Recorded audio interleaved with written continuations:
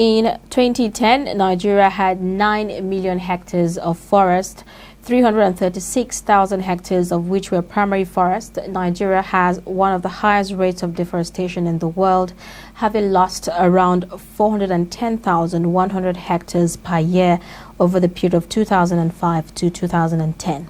Now, the main drivers of deforestation in the country are agriculture, logging, and mining. The removal of timber in Nigeria is occurring at an uncontrolled rate without strict adherence to laws or payment of appropriate fees and levies, contributing to increasing rates of forest loss. The annual rate of deforestation in Nigeria is 3.5%, approximately 350,000 to 400,000 hectares per year. Although Nigeria is blessed with biodiversity, the combination of extremely high deforestation rates, increased temperatures, and decreasing rainfall are all contributing to the desertification of the country.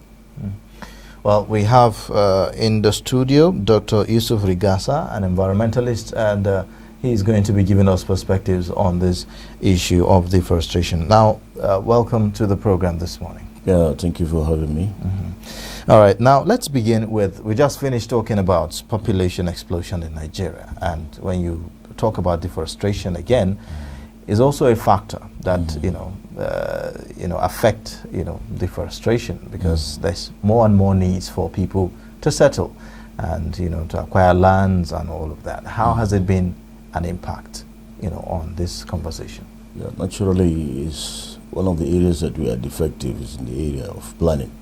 Naturally, when you know that, okay, this is the way your population is going to grow, maybe 3, 4, 5%, then you need to provide the necessary infrastructure and resources that this number of people can be able to tap for their sustenance. But in a country where poverty is 70% or over that, and you realize job opportunities are very scarce, naturally people that are on the margin of survival, they rely on environmental assets for sustenance. And that is the reason why you see that as we urbanize, look at most of the state capitals are expanding rapidly.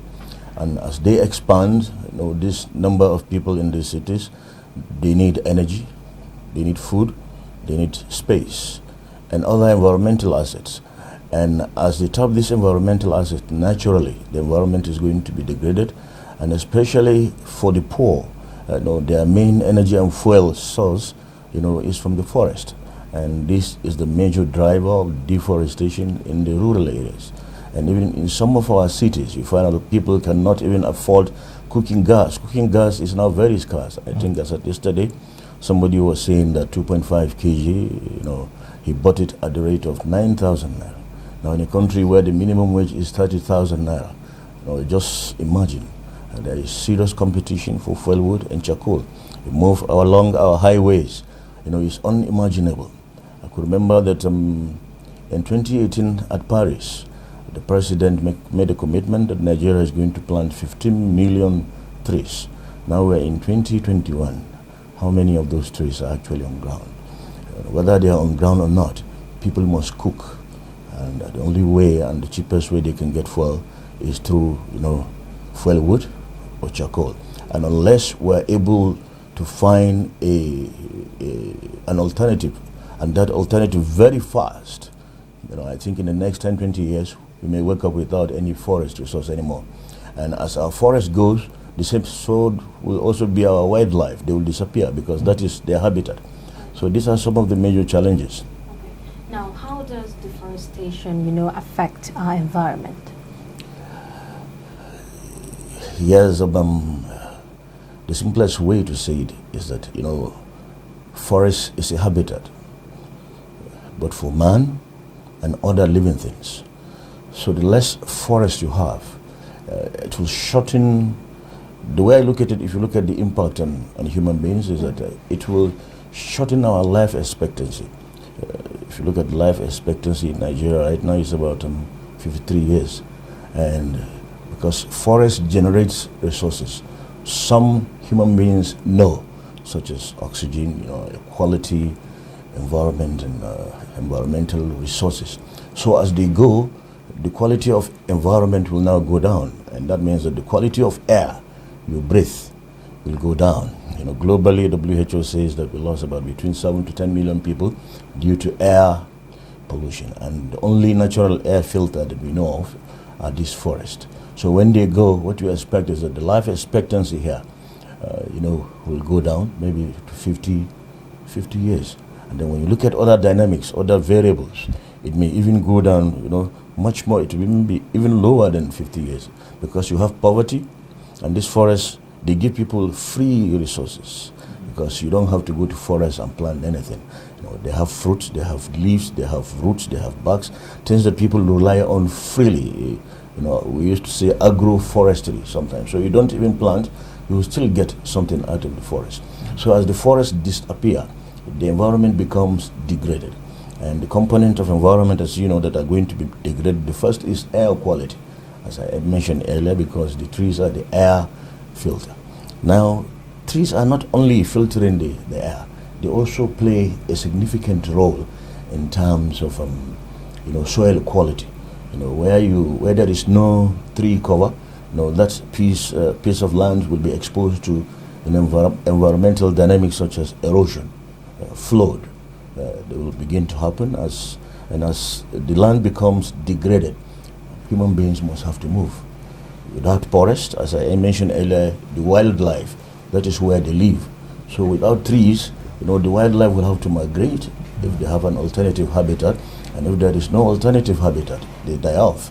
So you cannot quantify, in terms of naira and kobo, the value of, forest as a natural environmental asset, because they are a critical component of our survival on this planet.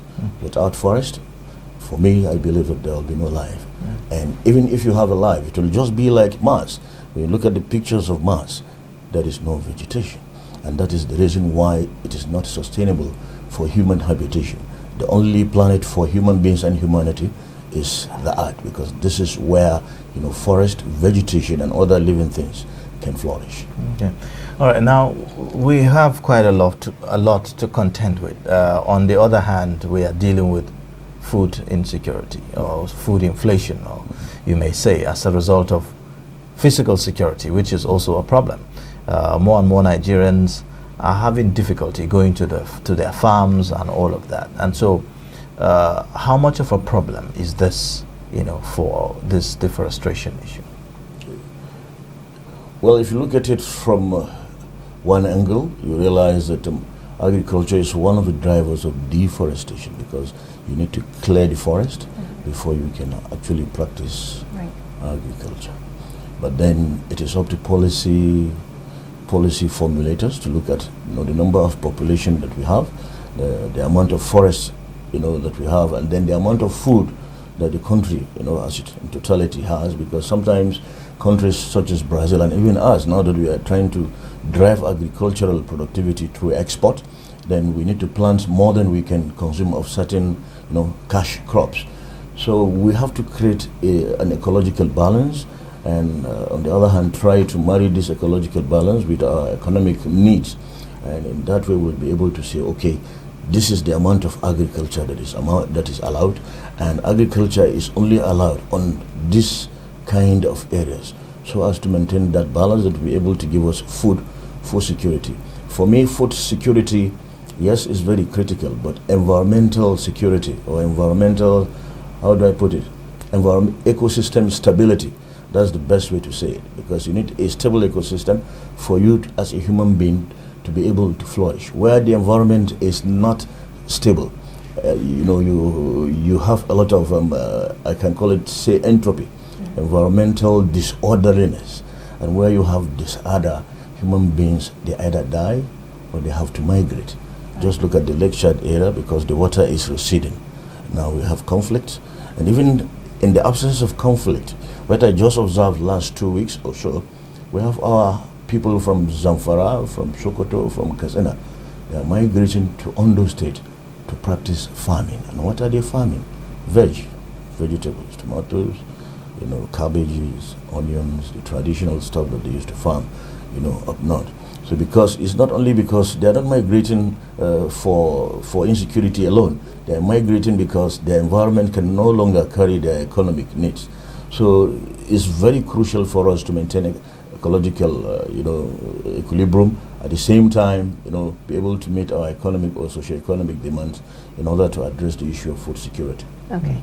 Now, President Muhammadu Buhari recently at the Climate Change Conference made a commitment that Nigeria plans to cut carbon emission to net zero by 2060. Do you think this is a realistic move? Well, you can look at it as Nigeria. Sometimes politicians make some promises and commitments. And those commitments, though Nigeria will have the right the right institution for environmental governance, but these institutions usually they are not working together. They are working, say, in silos, and we need to bring them together to be able to meet this net zero emission by 2060. Yes, it is achievable, but it can only be achievable if we put the right structure in place and create the necessary linkages and provide them with the necessary human and financial capital. Because sometimes government make commitments, but then even though the institutions are there, when it comes to, say, addressing their human needs or their financial requirement, you find out that the money may not be there, the right people may not be in the right place, things like that. So, but this is not a presidential job, it's the job of every Nigerian. If you look at what happened in Glasgow, Nigeria has one of the largest delegations, virtually everybody that matters in environmental governance. They've been there. But the thing is that we have made an international commitment.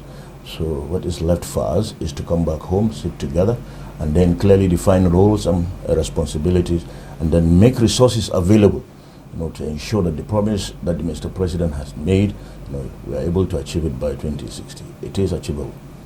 All right. Now, if we look at previous commitments that we have made, for instance, restoration of the degraded lands, for instance, and when we talk about that, the first thing that comes to mind is, for instance, the Ogoni cleanup that we, have always, heard about. Are we showing enough commitment to, restore these lands and to transit, and have alternative sources of energy and all that? See, environmental restoration of degraded land is a long-term thing.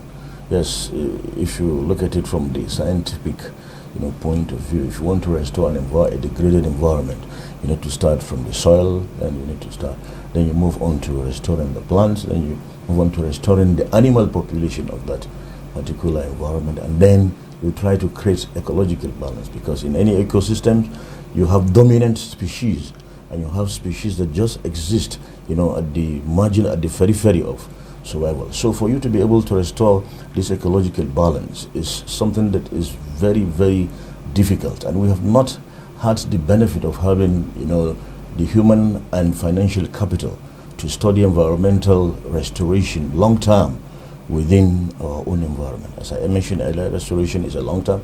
You are talking of 25, 30, 40, 50 years, because these forests that you are seeing around you, when God created them, only God knows how long it took for them to actually grow to the level that we are seeing them.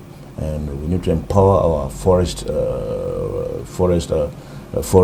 reserve supervisory agencies and human capital, or say staff of the forest resources, to be able to do their job and to do it very well up to global standards. But this kind of resource is always under pressure. As I mentioned earlier, poverty is there, and when somebody is poor, people don't tend to care for the environment. They just want to survive from today to tomorrow. So we need to address poverty in order to sustain our environmental assets. And no matter what you invest in restoring your environmental assets, if the population is poor, they will always fall back on those assets in order to survive.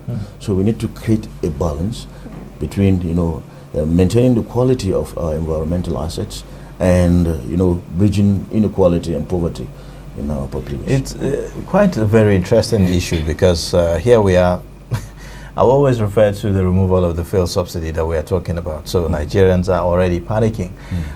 We are already seeing the cost of gas, for instance, hitting the roofs.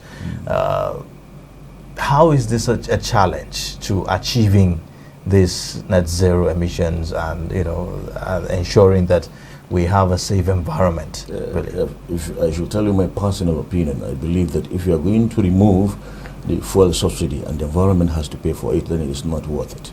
It's better to maintain the subsidy and maintain, our environmental assets rather than to remove the subsidy and lose our environmental assets.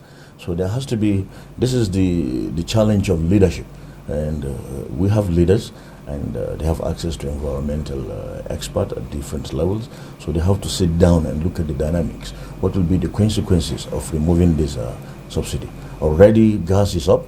Gas is not the best fuel because even gas is a fossil fuel itself, right. But at least it's not as as impactful as removing these forest resources and using them as fuel wood and charcoal. Government has to sit up and face this challenge because it is serious. Serious because it is being amplified by poverty. When people are poor, you need to move along our highways, either along Abuja to Lokoja or Abuja to Kano, and you see the quantum of fuel wood and charcoal that people are placing beside the road just for sale or for consumption. And this is these issues are more than even an environmental issue, because at the end of the day they become issues of national security. If I don't have fuel wood in my own area and you have, naturally I will come to your area and try to harvest them, and then from there people start fighting each other. If you go to Katsina, the size of fuel wood probably is the size of my finger, because in Katsina the vegetation is no longer there. And they've had governments, but yes, the effort of previous government has not been able to address the issue of fuel wood in such communities. So it's high time for those in charge of environmental governance to rise up to the challenge, as you say, to provide alternative, fuel, or even if we can provide electricity free of charge or at subsidized rates, so that people will leave these trees alone. It's high time we make that statement. Right. Leave the forest alone. Let's find an alternative. That is the best way, for the environment and for our survival in the country that we call ours, Nigeria. Okay. Now let's talk about wildlife. Many would say wildlife has gone extinct in Nigeria. What is it really that Nigeria is doing wrong? Well, I can't say that the wildlife has gone extinct. Well, maybe they might have gone out of Nigeria, just like you see a lot of Nigerians running away. If Nigeria is not comfortable for you, there are maybe almost around 200 countries that you can migrate to at your own choice. So it's the same thing that applies to wildlife, because they don't need passport, they don't need visa. If Nigeria is not comfortable for a bird, elephant or lion, it's very easy. They move to another country where there are no boundaries. No. And because we have so many people now looking for, just look at guinea fowl, for example. Guinea fowl is a wild bird. We used to enjoy that delicacy when we were growing up. But now when you move along the road, you see, eggs of guinea fowl in hundreds. And how you call it, kwaria, hundreds. You see them in bags. They are selling the eggs. So if you poach the eggs of guinea fowl, how do you expect them to, the numbers, to be that high to be able to sustain the population? Not only guinea fowl, we have makwalwa. Now you don't see them as much. Yes, so these are some of the environmental assets that our forefathers used in order to, as a source of protein, for generations. But now, because we want to consume, the eggs of guinea fowl, now that the population has gone down to a level where you can consider guinea fowl as being threatened, because now you don't see them in that numbers. So it's up to, because most states, I have the privilege of working as general manager of Kaduna State Environmental Protection Agency. You realize that most states, even at the federal level, what we are doing on conserving biodiversity is very minimal. And all these environmental components are linked to each other. We have Department of Forestry. We are serious about waste management. You can see a lot being done on sanitation. You can see a lot being done on deforestation through the Great Green Wall. You have Department of Erosion, Flood and Watershed Management. But when it comes to biodiversity, we don't think it is important, but it is very important. Without biodiversity, we will not have the quality of environment that we truly have. What we have as in biodiversity assets in Nigeria alone, is more than what you find in Europe or United States. And we need to wake up that some of these species, you can even look at mosquito. About 5-6 species of mosquito. The only one that is popular here is Anopheles, because that's the one that bites us and gives us malaria. But there are other species of mosquitoes that you find, within our environment that you don't find them elsewhere. So we need to rise up, from our academic institutions, because I consider them not doing enough in terms of documenting, biodiversity assets. If you ask, say, University of Abuja and other universities, what are the biodiversity assets that are in this town? Okay.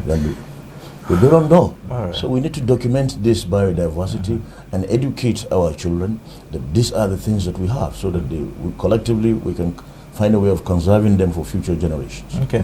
Now, from all that we have said so far, there's one common denominator, which is a major factor: poverty. Even for us to leave the trees alone, there will be some kind of funding that is needed. Yes. Which is why part of the conversations at the COP26 is issue of climate change fund and all of that. Looking at it from the international perspectives, have we seen enough commitment from some of these developed countries as far as the conversation about climate change fund is concerned? Well, personally, I don't think that there is enough commitment, but it's across the board. The developing countries are asking for finance because they believe that developed countries are the major drivers of this climate change. We need resilience, we need adaptations and mitigations, and this thing costs a lot of money that developing countries don't really have. But then there are things that we can do as citizens, as communities, within our own smaller areas to build up resilience. As I mentioned, we've been discussing now the cheapest way of building resilience is by planting trees. But then when you are poor, there's limits. When you are poor, you really will think about planting trees. There are a combination when you are poor and you are ignorant at the same time, which means that the quality of education that we are giving our communities from primary to university education, the environmental component is either non-existent, or if it is there, it is not functional. We need to educate our people right from kindergarten to maybe even doctorate level. I did my PhD in waste management, solid waste management in particular. I did my master's in what I call industrial environmental management, where you try to treat wastewater that are coming from the industries. But what is lacking here is that if you go to a place, say like Kaduna, for example, and you ask a primary school students, what are the major trees, in Kaduna, he doesn't know. If you ask a university student, they don't know the dominant trees, that you can find in the forest. But these are things that you can get from your grandparents. We have Zamia, we have Dorawa, we have Tabo, we have things like that. So these are things that children should have at their fingertips. And when it comes to birds, as I mentioned, we have guinea fowl, we have makorwa, we have even different species of chickens. Now everybody is consuming imported chicken. We have forgotten that what were our parents consuming before us. And we need to conserve that for those that are coming after us. Environment is about, continuity. Every day you hear about sustainability. Yes, sustainability is about continuity and conservation and protecting environmental assets from one generation to the next. We shouldn't consume anything. So because we don't want to consume everything, that is the reason why we should leave the trees alone. The generations that are coming after us should be able to know that there were forests in this particular area of the world, and these are the dominant species. Even if we can't tell them these are the various uses of individual species, we should be able to hand them over the way we met them, so that probably they could find better uses for them. Now, if you look at the demand for rosewoods, for instance, would you consider that a problem in Nigeria? Yes, it is. It is. When you have an environmental asset that you yourself, you have no value for them, somebody elsewhere has, they've come into the country, they have seen value in those things. They are paying peanuts to steal our environmental inheritance, because that's the way I see it. Because our parents or our grandparents probably had use for those things, but they decided to leave them for our own benefit. So we need to be able to sustain those resources, not only for ourselves, for the future generations. And the only way we can do that is that we need to formulate the right policies, and we need to enforce them. It's not yes, if you need rosewood, we are not saying that you shouldn't come and buy them, but we need to be able to assess the assets that we have. Maybe we can only sell 1% or 2% or 3%, and then we keep on replanting. as we deplete the assets, we keep on, investing in those resources. Do we have policies protecting that? We have policies to protect them, but you see, as I mentioned before, the federal government, is the major player when it comes to environmental governance. When you move down to state and local governments, you find out that the state and local government are virtually not doing anything. So environmental assets now are the mercy of, the masses. And the masses, as I said earlier, they are poor, they are hungry, and they will sell virtually anything to survive. Is it their fault? Well, very, very interesting thoughts there. I think we have to end the discussion here. Yeah, leave the trees alone. I got that. I think that's the takeaway for our viewers and for everyone else. It's very important that we leave the trees alone because, you may not know the impact that these have on our environment, but believe me, they make great impacts. Like one of them that our guest mentioned, they filter the air for us, and that in itself, I would say, everything, life, because air is life. So thank you so much for coming and sharing your thoughts with us on the program this morning. We've been speaking with Dr. Yusuf Rigasa. He is an environmentalist, giving us, perspectives on why we need to leave the trees alone. Thank you. We look forward to having you again. Thank you for the discussion. All right.